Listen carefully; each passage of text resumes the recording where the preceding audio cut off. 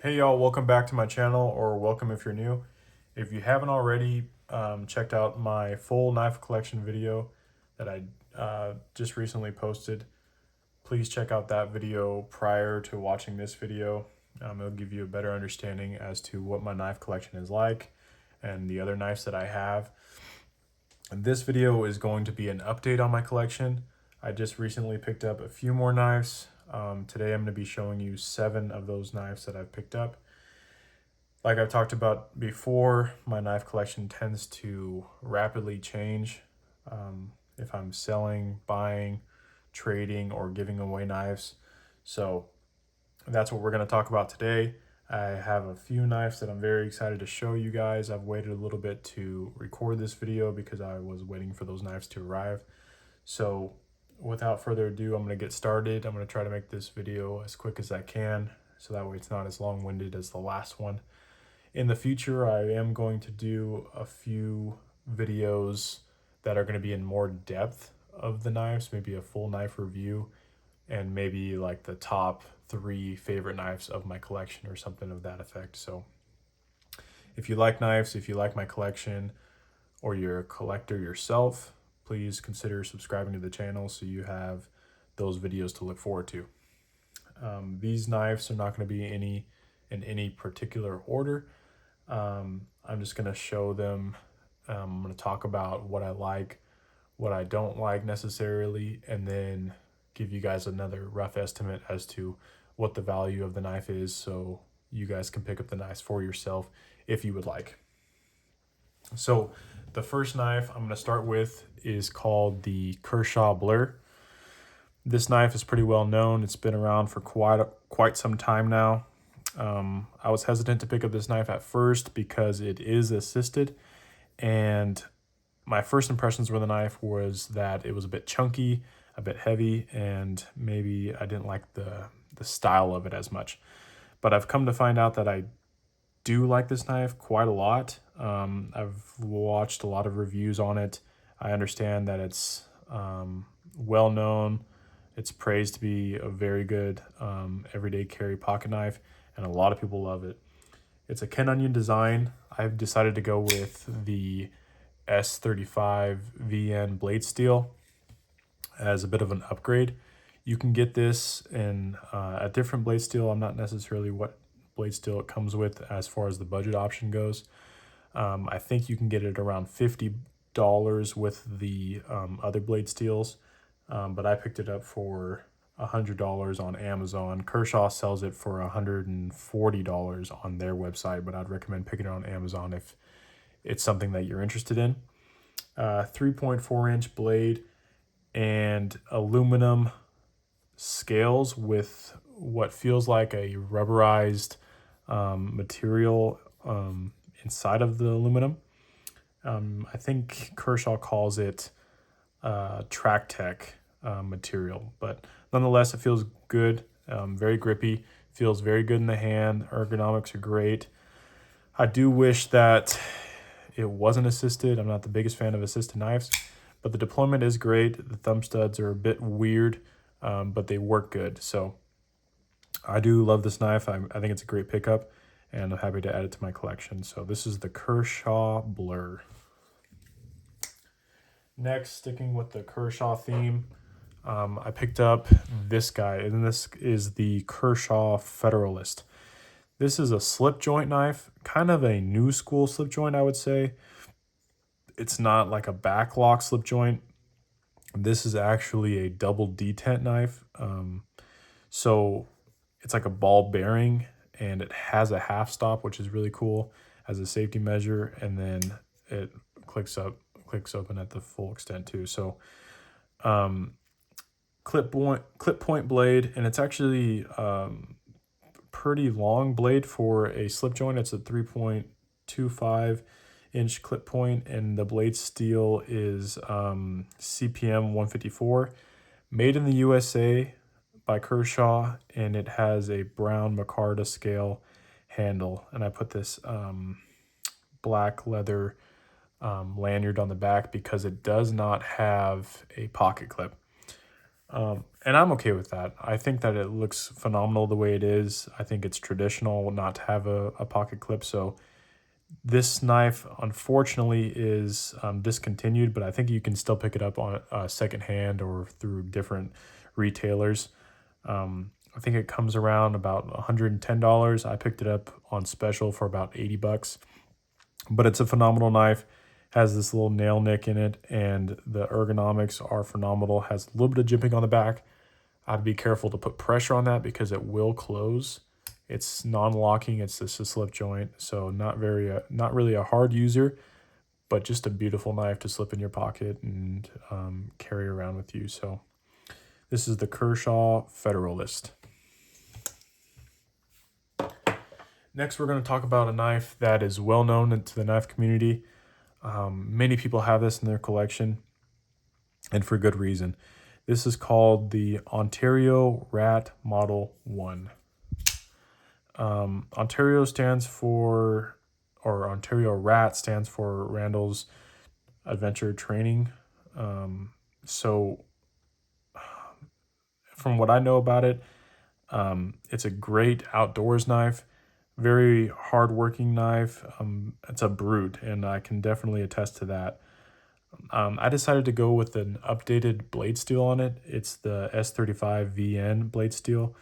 And I believe this is a Blade HQ exclusive with these black, or not black, but forest green G10 scales, black hardware, and then a black pocket clip. I think this is a beautiful knife. The ergonomics are great, but I think what really shines about it is that it's built to do tough work. The lockup is phenomenal. It's a liner lock, and it has a great action. The thumb studs work perfect. And you can get this knife in different blade steels for a more budget-friendly option. I think you can get it from around $30 to $50 in Oz 8 or D2 blade steel. But I did decide to upgrade the blade, and I got this for about $100 on Blade HQ. It's a 3.5-inch drop point blade, stone washed, and so I think you can definitely abuse this knife and put it through all of the tests that you'd like, or any, it's going to perform well at anything that you're using it for. So yeah, another great addition to my collection. So Ontario Rat Model 1. Next, I'm going to move on to some Spydercos that are new to my collection. This is called the Spyderco Rock Jumper. I decided to pick this up because I didn't have a whole lot of Spydercos in my collection, and I wanted to experience some more knives from Spyderco. This is a black FRN handle scales with the volcano texturing, very lightweight, and it comes with a 3.8-inch VG10 Wharncliffe blade, and it's flat ground, so it's very slicey. I'm not sure if you guys can see that on camera, but it's a very slicey blade. It looks phenomenal. It's definitely a beautiful knife, very attractive, and it carries very nice because of how lightweight it is and how compact it is. It packs a punch as well because it's a backlock, very strong, very slicey, and I'm impressed with the build quality on it. 4-way reversible pocket clip, and I don't think you can go wrong. The price on it is actually phenomenal too. I got it on special through Knife Center. I'm not necessarily sure what the original price was, but I got it for about $50 or $60. So I think that price is just phenomenal for what you get. Again, packs a punch, back lock, ergonomics are great lockup on it. I do wish there was a bit of jimping in the back, but other than that, it is a great knife to carry, pleasure. It is a little bit thick in the pocket, but for the most part, it doesn't bug me too much. So that is the Spyderco Rock Jumper. Next on the list is another one from Spyderco. You might be thinking to yourself, is that the same knife that he just showed? No, it's not the same one. This is the Rock Jumper, and then this is the Spyderco Indela. Another pretty infamous knife that a lot of people have in their collection. It's been around for a long time. And I decided to also add this to my collection when I bought the Rock Jumper. The reason I added this knife is because it has a fully serrated blade. I didn't have any serrated edged blades, or I had partially serrated, but I wanted a fully serrated edge knife in my collection. So I decided to pick this up because it was a good price, and it kind of does match this Rock Jumper. So the Spyderco Indela, it's a 3.4 inch flat ground VG10 blade steel as well. Wharncliffe, just like the Rock Jumper. And it also has the FRN handle scales with the volcano texturing. So it's, again, lightweight, same kind of thing with the Rock Jumper. Very good in the hand. And this one does have jimping on the back, which improves the ergonomics a lot. And I do believe it has a longer handle. So I get more grip with the four fingers, and then my thumb locks into that jimping really nice. So this is definitely a great utility knife, hard use, and I think it'd be great outdoors. So that's the reason why I picked this knife up. I got it for on special, again, around the $50 or $60 mark with Knife Center. So if you're interested in this knife, that's where you can find both of these. So this is the Spyderco Indela. Next, we're going to go to something that's a bit different. I don't have anything like this in my collection. This is more of a budget-friendly option. And actually, this was a free knife that was given to me by Blade HQ when I purchased a different knife. And we'll get to that in just a little bit later. But this knife is called the Good Boy, and it's by Bestech Knives. It comes with blue G10 handle scales and a button lock with this dark blue kind of accent thumb studs. The blade is actually super, I guess, attractive. I do like the shape of it, kind of a drop point and flat ground, super slicey behind the edge. I like that a lot, and I also like the blade length of it. It's a 3.5 inch flat ground satin finish D2 blade. And for what you get, like, this is a free knife to me, but if you wanted to purchase this knife through Blade HQ, they're selling it for about $50 to $55. And I think that's a phenomenal pickup for that value, for that price, with everything you get, because of the button lock action, the G10 scales, the D2 blade steel, and at the length that you get, I think it's a pretty good package. What I don't like about it necessarily is the action is great, but the button lock, when it's in the closed position, the button stays compressed, and it is a bit weird to compress the button when it's already down. You almost have to use your nail to really get the button to compress and open up. It's almost like it wants you to just use the thumb studs for the opening and then use the button lock to close, which I'm fine with using the thumb studs. I do like thumb studs, but one thing I would wish is that the thumb stud would be moved over just a little bit over here, because that's where the scales are kind of contoured and you can get in there more easy. So other than that, I think this is a phenomenal knife for the value, and I am happy to have it in my collection. I might just gift this knife to somebody in my family or friends, because it's not necessarily my style, but I do appreciate it. I think it's a great knife, and so if anybody's interested, you can pick these up for about $50 on Blade HQ, and it's called the Bestech Good Boy.